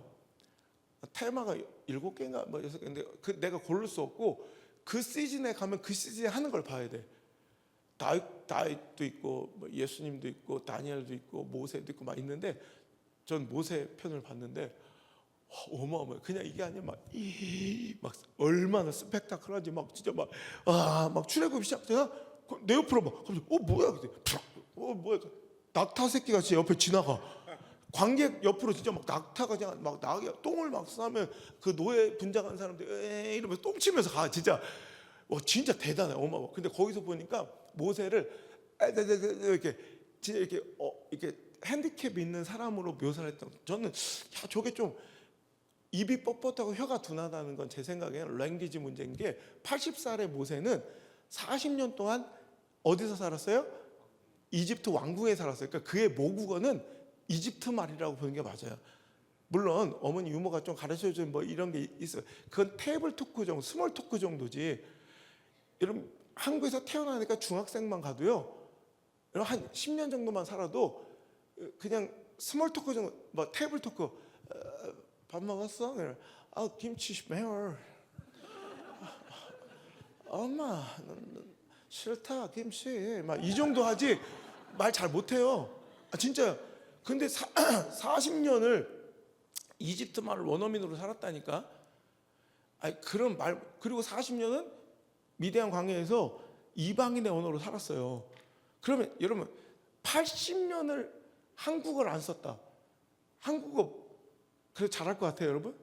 한국어 능통자 아니야, 자기들. 제가 20년을 한국인 한 명도 없는 곳에 살고 계신 한국인 할머니를 만났어요. 집회 가서. 그분 ABC도 모를 거 아니에요. 그러고 갔을 거 아니야. 그런데 한국인이 한 명도 없어, 그 지역에. 20년 되셨는데 한국말 하나도 몰라요. 희한하지? 20년 지나면 한국말 이해가 안 되죠. 얘네 진짜 이렇게 20년만 안 쓰면 모국어 잊어버려요. 하멜 피로기 알아요? 제주도에 하멜. 근데 하멜 왔는데 뭐 눈알이가 퍼렇고 막 수염하고 머리가 빨간 인간들이 왔는데 막 포졸들이 막 줄로 말이 안 통하는 거예요. 그런데 어떻게 의사소통을 할까 하는데 한 보름 뒤에 조정에서 임금님이 관료 하나를 보냈어. 그래서 깜짝 놀란 거예요. 우리 하멜이 외국인 뭐 처음 이렇게 이미 20여 년 전에 표류해서 조선 땅에 와서 살고 있는 관직까지 받는 박연이라는 사람이 있었어요. 네덜란드 사람이에요, 그 사람도. 한국 조선 여자랑 결혼해서 한국 조선에서 관직까지 얻고 살고 있는 사람을 깜짝 놀란 거예요. 네덜란드 동포를 만난 거야. 근데 문제는 이 박연이 네덜란드 말을 몰라. 그래가지고 방구석에 가둬놓고 한 2달인가를 계속 있게 했더니 이제 말이 좀 생각나서 소통이 되었다는 기록이 있더라고. 자기도 한국말 그렇게 잘하는 것도 아닌데 내가 볼 때는 자기 12년이면 가능해, 충분히. 그 정도. 근데 40년 이집트 말로 살고 유다 말은 뭐 히브리어는 조금 알았을 거야. 그러니까 박찬호 봐요. 한국말 얼마나 잘했어. 근데 LA 가서 몇 년 있대.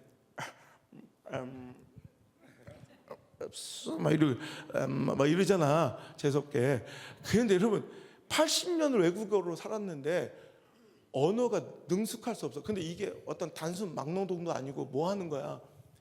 여러분 민족을 통솔하고 카리스마로 그들을 인솔해야 되는, 여러분 지도자의 이 스피치가 얼마나 중요해. 그런데 여러분 보세요. 지도자가 하는데 뭐 말은 통하긴 하겠지. 그런데 이런 거. 자, 여러분 우리 다 함께 가나안으로 가자요. 믿는다 하나님. 갈라진다 홍해. 기다려라 좀. 막 이러면 여러분 따라가고 싶어요? 약간 의심스럽잖아. 불안하죠. 불안해 안 불안해? 약간 불안해지지. 쪼개진다 반석. 뭘 칼칼칼 막 이러면 안 가고 싶을 것 같아. 나도. 그러니까 자기도 그걸 아는 거야. 하나님 나의 꼬라지를 보세요. 내 형편이 이렇습니다. 자기들이 다 하는 짓이야 이게. 그러니까 하나님께 안 붙들리는 거야. 왜 계속 상황으로 처져. 형편 내 꼬라지만 보니까 못하겠는. 그러니까 사명의 길을 가야 하나님 붙들어 주시고 하나님께 붙들어야 역사가 일어나는데 아직도 내 형편과 내 꼬라지에 취해서 오늘 그걸 근거로 내가 스스로 그 허접한 경영을 하고 있으니 그냥 그저 그런 인생이 되는 거야. 이해가 되시죠? 그러다가 그러니까 하나님께서 너무 답답하니 출애굽기 4장 2절에 야 모세야 네 손에 뭐가 들려있냐? 내가 너한테 하라냐? 네 손에 뭐가 들려있어? 그러니까 그가 이르되 어떻게 알아? 어쩌니 저럴 뿐이 아닌데 내가 아는 지팡이입니다. 여러분 NIV 성경, 영어 성경 보면 He replied, 그가 대답했습니다. 그리고 staff 이렇게 나와. staff. 이것도 나오나? staff. 부정관사 어가 붙어서 staff. 그러니까 이건 그냥 평범한 막대기일 뿐이에요. 그냥 staff. 이해가 되시죠? 근데 그가 고민하고 막 차차하다가 그래도 가야지. 죽어도 가야지. 하는 말씀이 가야지. 이제 뭐가 된 거야? 경영권을 포기. 내 감정, 상황, 처지, 형편을 뒤집은 거예요. 가능성, 확률, 통계를 뒤집은 거예요. 주변 사람 말려 뿌리치고 감정과 관계도 휘둘리지 않은 거예요. 그리고 그 길을 진짜 가기 애굽으로 그 첫 발걸음 때 사명자의 길, 즉 하나님께 붙들 인생을 살기 시작하는 장면이 출애굽기 4장 20절 볼까요? 출애굽기 4장 20절 시작.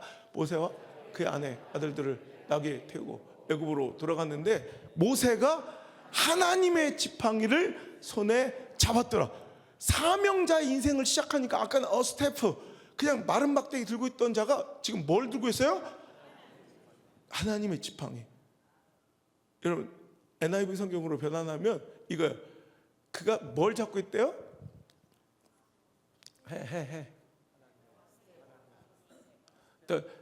The staff of God.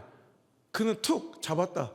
뭘 잡았대? 이번엔 부정관사 어가 아니라 정관사 더요. The staff of God. 뭐요?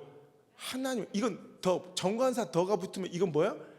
이건 어떤 고유한 특별한 특정한 거예요. 그러니까 아까는 그냥 아무것도 아닌 이 볼펜 마른 막대기 같은 스태프를 짚고 있었던 이 모세가 뭐가 변했어요? 하나님의 뜻대로 살아가려고 사명자의 길에 들어서자마자 그 손에 뭐가 들려 있어? The staff of God. 하나님의 능력의 지팡이야. 이 지팡이가 어떤 지팡이에요?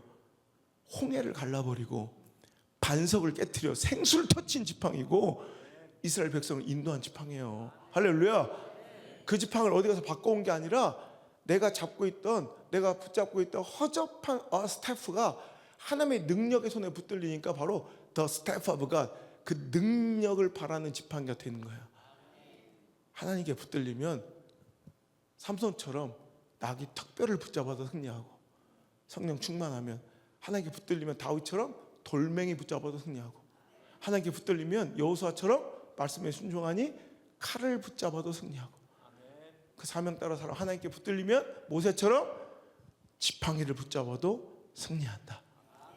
당신의 손이 무엇이 있든지, 여러분의 환경과 처지 상황이 어때하든지 그걸로 인해 열등하거나 그걸로 인해 비관하지 마시라는 얘기야. 내가 여기 있는 모든 분들의 상황과 처지와 형편을 내가 알지 못하지만, 내가 개척해서 그 시골 마을에서 혼자 시작한 것보다는 훨씬 더 나을걸요? 뭘 또 할렐루야까지 그래요. 사람 염장 죽이는 거야. 그런데 여러분, 우리 동네는 시골이라 반경 1시간 거리 안에 나가야 그 안에는 대학 하나 없어, 전문대 하나 없어. 근데 내가 혹시 보신 분 있어요? 근데 하도 징징거리고 다음 세대는 빠져나가고 이제 뭐 비관죄고 뭐 어쩌지 징징징징징 하길래 내가 CBS인가 어딘가 내가 나가서 한번 외쳤거든. 그럼 제가요, 리단이 시골 마을인데요, 우리 주변에 1시간 안에 전문대 학과는 없는 리단이 마을인데요, 바다가 내가 한번 청년부 100명 모이는 거 보여줄게요. 지금 그렇게 모여요. 애들이 공부를 너무 잘해서 다 명문대를 가요. 지금도 아마 우리 교회 앞에 가서 아마 프랜카드 걸린 거 봐요. 어마어마해요. 교육청에서 찾아오고 학교 교사들이 찾아와요.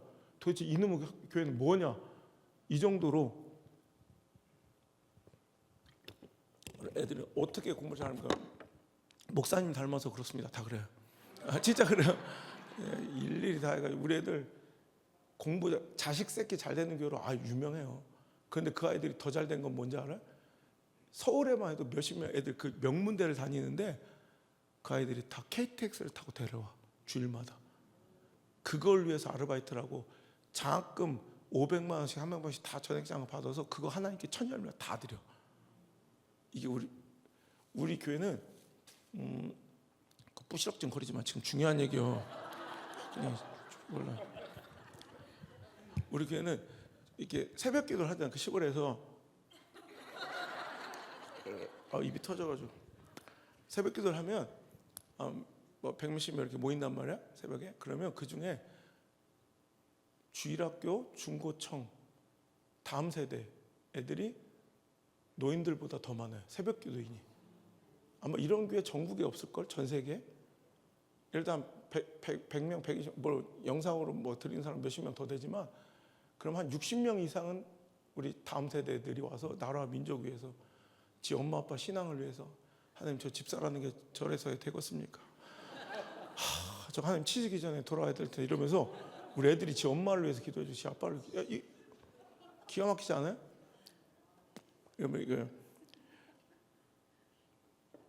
우리는 솔직히 말하면 우리 교회 부교육자들이 4-5명이 놀고 있어도 우리는 주일학교라고 안 불러요. 물맷돌 칠드런 처치예요. 걔들로 존중받는 하나의 교회예요. 그리고 오병이어 처치, 중고등부 아이들이 모여서 예배하고 신앙을 가진 오병이어 처치, 그리고 마하나임 처치, 걔들은 청년부.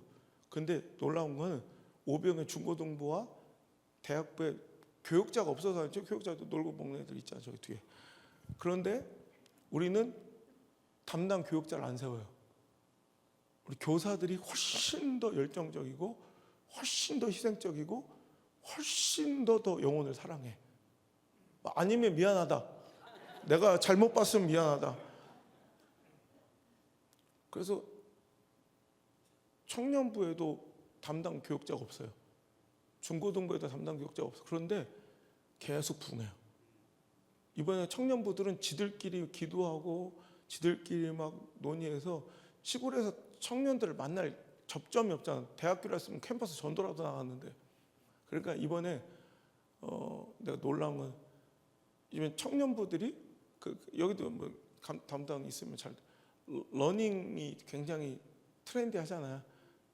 우리는 유행 따라서 골프 한번 찍어 막 미친 것처럼 골프를 치다 이번에 또 너나 뜀박질하고. 그러니까 러닝 크루를 만들었어. 당근 통해가지고 만난다네. 그래가지고 우리 동네 1시간 뛰어가면 거기 바닷가 있거든. 거기까지 이제 일주일에 한 번 모여서 바닷가에 뛰어갔다 오는 러닝 크루들이 있어. 러닝 크루만 하니까 젊은 애들이 또 많이 모인대. 그래서 1시간 동안 이렇게 뛰면서 우리 애들이 거의 80%지, 우리 청년부들이. 그래서 2명 3명 이렇게 잡고서 양쪽에서 이렇게 에워싸가지고 전도를 해와. 막 이런 것들이 내가 뭐 알려준 게 아니라 지들이 영혼에 대해서 교회 부흥회에서 계속 관심 갖고 열정을 갖다 보니까 그 아이디어를 지들이 다 짜. 우리 서울성전에서는 너무 놀란 게 애들이 다 내려오기도 하지 못 내려오는 애들이 있잖아요. 뭔가 걸려서 막 논문이란. 그때 자기 각자 막 예배를 영상으로 드리다 보니까 자기들이 흐트러진 모습을 봤다. 근데 내가 이게 지난달 얘기하네. 펑펑 울었다. 갑자기 사진을 보내왔어. 그 서울 우리 팀 아이들이 돈을 지들이 모아서 임대 계약을 하나 한 거, 조그만 변두리에 하나 이렇게 공간을 하나 쉐어를 해가지고 거기서 큰 화면을 띄워놓고 성전을 개척을 했어. 그래서 같이 예배를 드려 모여서 지 친구들도 전도해 오고. 여러분 이거예요. 이번에 오병이어 처치 청소년부들이 헌신 예배를 드리는데 전교인 식사를 섬기고 그래서 500만 원 선교헌금을 모아왔어. 목사님 이걸로 어려운 교회를 도와달라고. 그래서 제가 저기 충청 지역 저 경기 지역이구나 거기. 그래서 어려운 교회 장학금으로 나눠드리고 왔어요. 강력해 애들. 여러분 오늘 아무리 힘들고 어렵고 망할 것 같고 죽을 것 같은 상황 속에서도 하나님께 붙들려 있으면 하나님은 이 무능하고 부족하고 연약하고 초라한 그 우리들의 물맷돌을 우리의 낙이 턱뼈 같은 모습으로도 충분히 역사하시고 승리하실 줄 믿습니다. 처지와 상황과 형편을 탓하지 말고 내 안에 그 영이 들어오시도록 은혜가 떠나지 않도록 그리고 내가 말씀에 순종하며 사명자의 길을 걸을 때 내가 상상하지도 못한 그 길을 하나님께서 우리 앞에 베풀어 주실 줄 믿습니다. 우리 장로님들 몇 분이 저랑 친하니까 오자마자 막 인사하신 분들이 있던데 제가 지금 이제 하나님께서 주신 비전대로 10,000명 교회를 하나님께서 개척 때부터 선포하셨는데 그 전체 읍 주민들을 다 합쳐야 3만 명인데 어떻게 10,000명? 근데 10,000명을 했죠. 근데 우리 미디어 성전 성도들은 10,000명이 넘으니까 그래서 그렇게 10,000명을 주시겠구나 했는데 그게 아니라 하나님은 역사는 틀림이 없어요. 지금 우리 울산 그 시골 성전에도 한 500~600명 있지만 이번에 중부권 최대 성전이라고 불리시는 3만 명 교회 청주 중앙순복음교회를 제가 당회장으로 취임하게 되면서 지금 우리 한국 교계에서 가장 큰 앞에 전면 다 LED 3,500석과 2,000석 중성전 소성전들 다 LED로 다 바꾸고 막 지금 한 주에 300~400명 이상씩 막 몰려드는. 그래서 지금 거기가 이제 10,000명이 되는 교회인데 또 서울 성전 캠퍼스도 지금 두 달 됐냐? 3달 얼마 되냐 내가? 3달 됐냐? 금요일은 또 거기 가서 서울 성전 예배드리는 이제 지금 다 거기도 한 500~600명 이상 모이기 시작했어요. 하나님께서 역사해 주시는 거야. 이제 2~3년 안에 미국 성전 세우는데요. 그 미국 성전에 다시 한번 그 혼탁한 시대의 조류를 우리 전면으로 반박하고 오늘도 기독교의 신념으로 세워진 나라가 자유주의 신학과 더러운 이런 종교 다원주의와 또 동성애 굴복해버린 시대적 대세 가운데 그걸 따르지 않는 미국 제가 2달씩 1년에 들어가보면 그걸 따르지 않으면 원시적인 덜 문명화된 인간 반사회적 집단처럼 매도돼도 내가 그거 박살내러 또 미국 성전 세울 거예요. 지금 준비하고 있는데 하나님이 시퍼렇게 살아 계세요. 그러니까 여러분 그냥 공허한 말이 아니라 죽을 것 같은 그 길 오늘도 힘들어도 그 길을 걸어갈 수 있는 저 여러분 되시기를 저 여러분을 축원합니다. 우리 한번 여러분의 내일 일은 난 몰라요. 하나님 뜻대로 이끌려가는 그 길은 이제 어때요? 장송곡이야? 기대와 설렘을 드리고 2026년 하나님 어떤 일이 일어날지 기대됩니다. 그 마음을 하나님께 찬양 한번 올려드릴까? 내일 일은 난 몰래 우리 한번 찬양합시다. A 코드로 쳐주세요.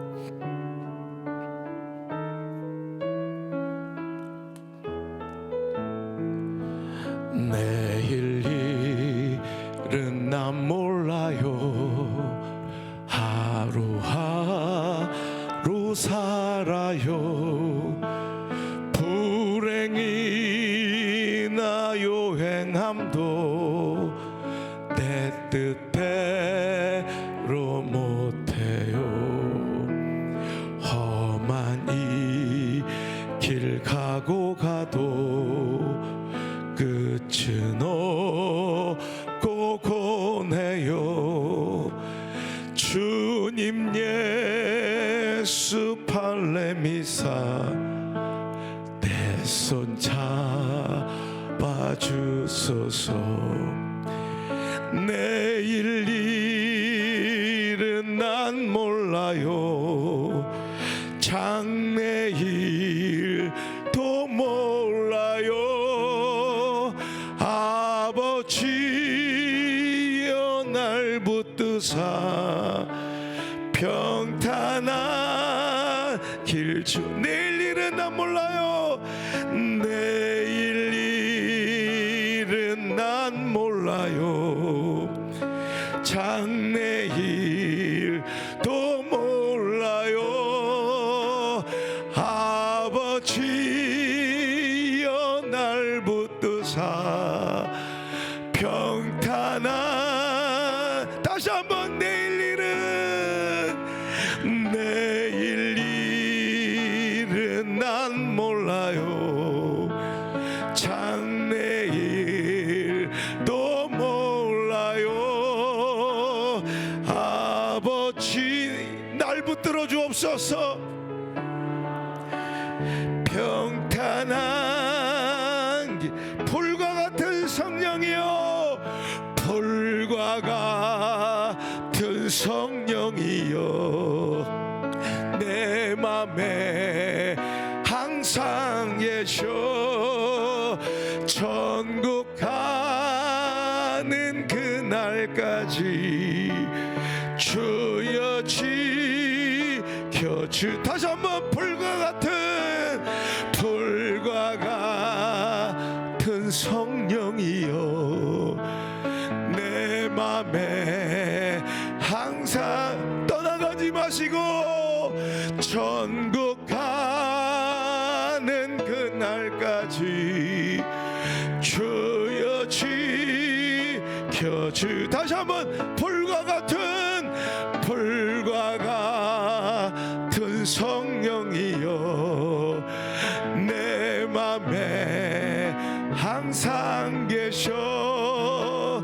천국 가는 그날까지 주여 지켜주. 내일 일은 난 몰라요. 장래일도 몰라요. 아버지여